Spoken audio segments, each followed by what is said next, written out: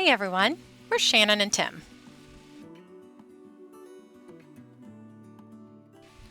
And this is Hornblower, our beloved Baba 40 that we've spent the last 7 years renovating and is now our home as we sail around the Caribbean.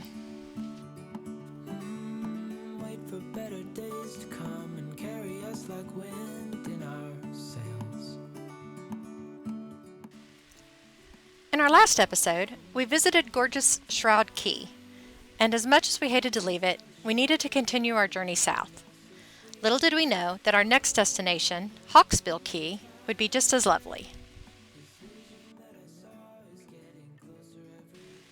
It would be another quick sail, just 4 to 5 nautical miles, so we planned a leisurely departure with Elroy, allowing us plenty of time to anchor and spend another afternoon exploring. Like Shroud Cay, Hawksbill Cay was in the Exuma National Land and Sea Park. We arrived to the Hawksbill Cay mooring field with a sense of deja vu. Like Shroud, it was filled with large yachts, most becoming familiar to us. Silver Lining, Short Story, Huntress, Zeal.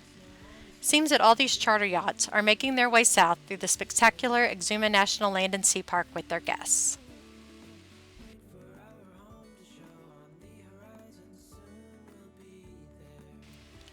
Before the anchor is down, we notice the kaleidoscope of whites and blues beaming out of a small bay directly in front of us.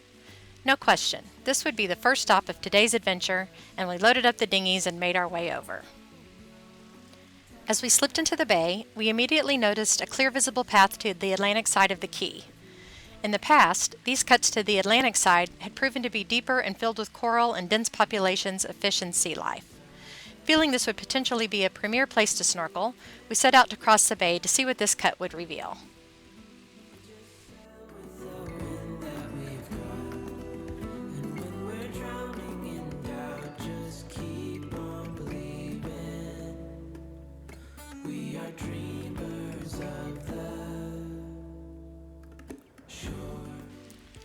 Taking fish or marine life while in the park was forbidden, so we loaded our cameras in lieu of our pole spears. Tim is always first in the water, so out he goes.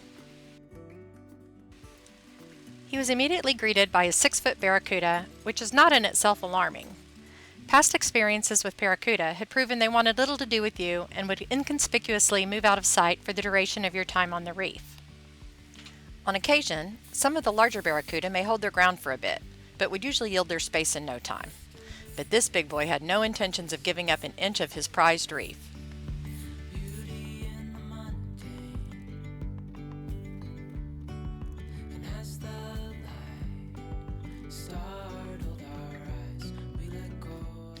We ventured out over the reef, and as anticipated, the reef became more spectacular as we approached the deep water by the Atlantic cut.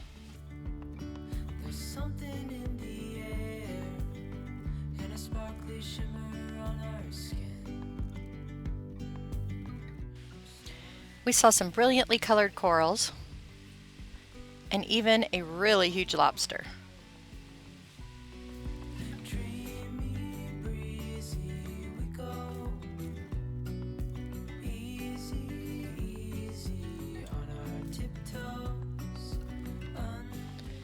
The barracuda, however, became increasingly agitated with each additional foot of our encroachment onto his reef. With an undeniable dominance, he continued to harass each and every one of us, moving into our space and staring us down eye to eye. Successfully, in the span of about 10 minutes, he had convinced all 4 of us to yield his territory back to him. So back in the dinghy we go to find a spot where we're welcome.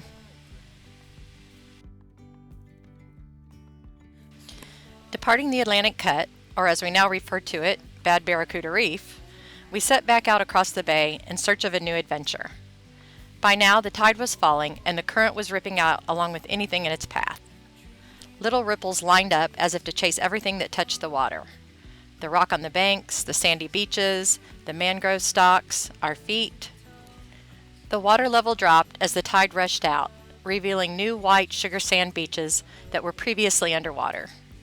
Surrounded by the deepest shades of blue, we beached the dinghies for a little R&R and snorkeling on a protected little reef by the beach. Even though we knew there were other boats anchored near us, we seemed to be the only ones that had ventured over to this small slice of paradise. We had the entire area to ourselves, with nothing interrupting us but the occasional seagull.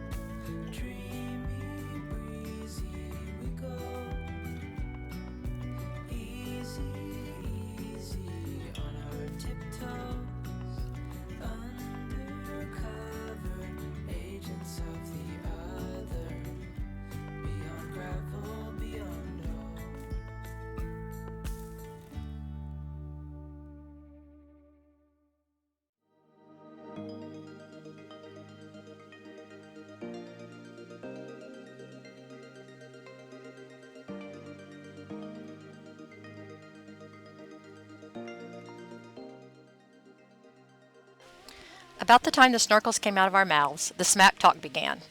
Apparently, there was some unfinished business to settle. Our Splendor World Championship was to continue, this time on Elroy. Dinner at 6, and then let the games begin.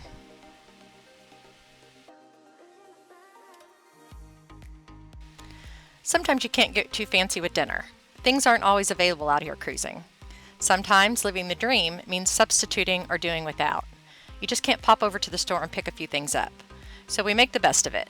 Our pre-game meal would be burgers on flour tortillas, since we didn't have any hamburger buns, and mac and cheese. Pretty sure the burgers were spiked with something, since Elroy ended up beating our bets. Team Hornblower rolled up our tails and dinghied in the dark back to our boat. Oh well, another day and so much more to experience. We popped up pre-dawn to catch the planet alignment. Partially obscured by some clouds, we were able to make out 4 of the 7 planets lined up in a row. Call it a win. That's probably 4 more planets lined up than we've ever seen lined up before. As if not to be outdone, daybreak brought a sunrise second to few. The sunrise was saturated with the most intense colors, progressing from orange to red to yellow, and punctuated with a procession of black clouds. Today was going to be a great day. Wardrick Wells was our next target in the Exuma Land and Sea Park, a leisurely 12-mile jaunt.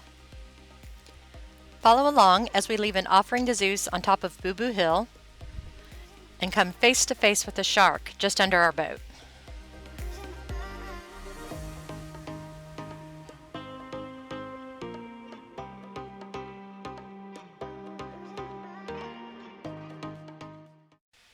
Hey everyone! We are stuck at 320 subscribers with a goal of 1,000. If you're enjoying our videos, please consider subscribing. It's free and easy and would mean a great deal to us. Thanks everyone!